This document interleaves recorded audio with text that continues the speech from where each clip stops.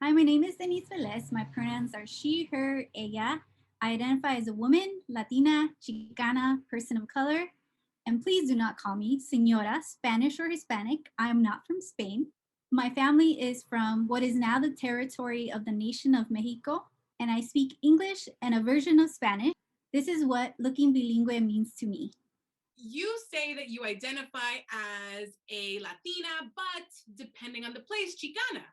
Can you share more about that and specifically situations in which you'd say Chicana first? For me, the meaning of Chicana comes from different places. One, it comes from it being a political term, so meaning that it was reclaimed, especially in Southern California and in California, to really mean that folks are coming to their own Mexican American identity, or neither or both, but more importantly, it's meant to say that there is an equality that exists based on these different identities and that we're fighting against that. Chicana to me means that it is politically saying, we are fighting against injustices. And I think for me, it has become something that I do more here in the East Coast than I do in the West Coast, particularly because I think, at least in my experience, there's less understanding of what it means to be Chicana here because, again, it's coming from a West Coast perspective. And the times that I identify more as Latina is coming when I'm talking about being Latina in the context of the West Coast. When I was working there with students, I would oftentimes say, identify as Latina. And more of it was because I also wanted to be inclusive of folks who did not identify as Mexicanos or had some sort of Mexican lineage or heritage. And so for me, it was important to be inclusive in that way. I'm also very critical of the fact that, especially in the context of California, oftentimes the Chicana part is also kind of attached to indigeneity, which I think is an important part to recognize. But at the same time, it can be at the expense of the erasure of indigenous communities that do identify currently in the nation of Mexico or in the US. Within all that, do you have any circumstances in which you'd say, I'm Mexican or I'm Mexican American here? Good question. It's very interesting you say that because I remember when I was in grad school, I was in an international house. And so they asked me the question around, like, oh, you don't identify as Mexican? Their perspective was coming from like an international perspective of like, oh, you're from that country, but was not born or raised in that country, as much as there is a lot of connection there, but I can't necessarily, and again, it means different things to different people. But for me, like knowing that my parents were mostly raised, well, they were raised in Mexico, that's a very different experience than me being raised in the US. I don't identify because it's not a place that I have spent like significant time there. Again, it doesn't mean that I'm not proud. It just means that I have a different experience that I want to make sure that I honor that experience that is very different from my own. You're talking specifically about saying I am Mexican, but are you also referring in that case to Mexican American? Huh. Also, does that also fall into something you don't identify as? Because I guess I'm thinking about, well, yeah, like I'm not Cuban and Puerto Rican from there, right? A United States born person with family from. So do you have the same thoughts about being called Mexican American or saying that you are? Yeah. Well, I think part of it for me also being Mexican American. So I'm also critical of the American part because there's also a lot of connotations there for the American part in terms of, again, what's our history around colonization, around slavery. And so I also, that history I don't want to be attached, even though I do benefit from it in so many ways, right? So I also don't want to attach myself in that way. But I bet you if I spent more time outside of the US, then I would probably be like, okay, I got some American piece in me. In so many ways, I feel most comfortable, I guess, saying Chicana over like Mexican or Mexican American because one, the political piece of it, but two, also like the the history of it looks different for that terminology versus the others. Because you grew up as a very active member of your religious community, and you told me about how that influenced you as a Chicana and an American. So can you explain that a little bit further?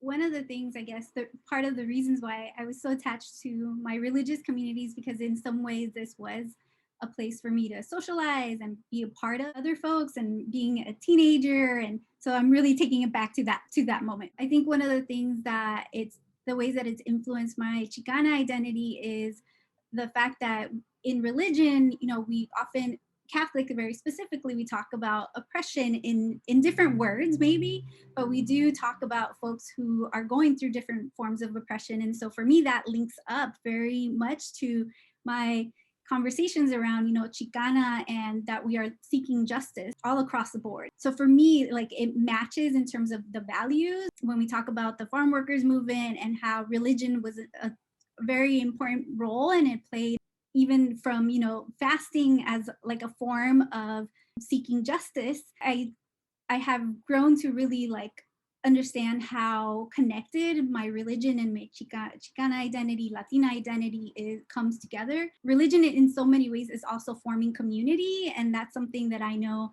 is important and very valuable to my own cultural identity and to the work that we do together to make sure that oppression doesn't exist. We have to live in community. As a young person, this was also a different way for me to be exposed to like the American identity piece. Oftentimes we had, whether it was plays, even luau's, interestingly enough, or listen to American music, like this was the place where I had the chance to see or understand or hear about it. That I learned this from a majority like Filipino community, because oftentimes you will find Filipinos identifying as Catholic. So this was also my other way of getting to be in community with other folks that didn't identify as me. So there was a significant moment in your life in regards to language and your parents. Can you share that story? One of the things that I remember very vividly about learning Spanish is that, from K, first and second grade, I had the opportunity to do Spanish only classes, and then transitioning, I think, second and third grade. I think that also helped me with my relationship with my father specifically, because he was someone that could help me with all of my homework because that is his dominant language. One of the things that I vividly remember is my father really trying to help me with some of my English homework. And so, mind you, he has some fluency in English, but one of the things that I remember very vividly was like we were stuck on figuring out what estufa was in like Spanish or English. We were trying to translate it one way or the other. I think at that moment, I think I started to understand like, okay, this is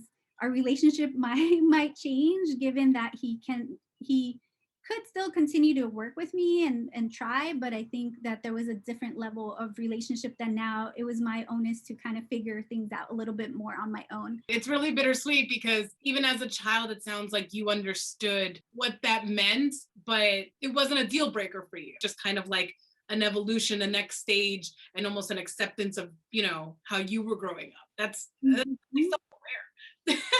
Right. And it's like, yeah, it's like now you're growing up, now you have to take more responsibility on what this looks like for you. There was a memory that I had forgotten, but I remember my mother saying, well, if I'm not home, mommy or papi can help you with the homework. And I remember thinking, I don't think they can. And not in a disrespectful way or not in a way that, I was like, I don't want to talk to mama. It wasn't that. It was just kind of like I don't think, but it definitely sounds like you were much more self-aware in that case. I don't think I could have. I didn't really understand why I knew that they couldn't. It didn't really like connect for me. So can you explain what California Prop 227 was, and how that impacted you and your family? So Prop 227 is part of a longer history of anti-immigrant sentiments in California and beyond, of course. And so 227 was passed by voters, and I think this is what makes it even more like hard to process, because it's also a vote from the state, right? From the folks living within the state. So in 1998, it was like known as the English in Public Schools policy. And so it limited dual language and bilingual education. I, at this point, had already gone through like Spanish only classes. And so I was fortunate enough to benefit from Spanish only classes, bilingual classes.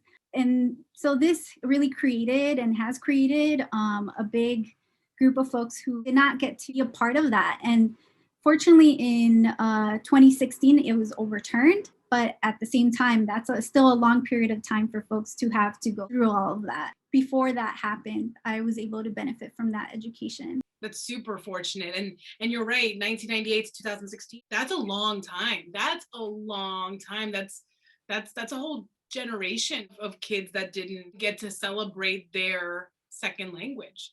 And do you feel that being on the East Coast has impacted your Spanish at all? Yes, it has.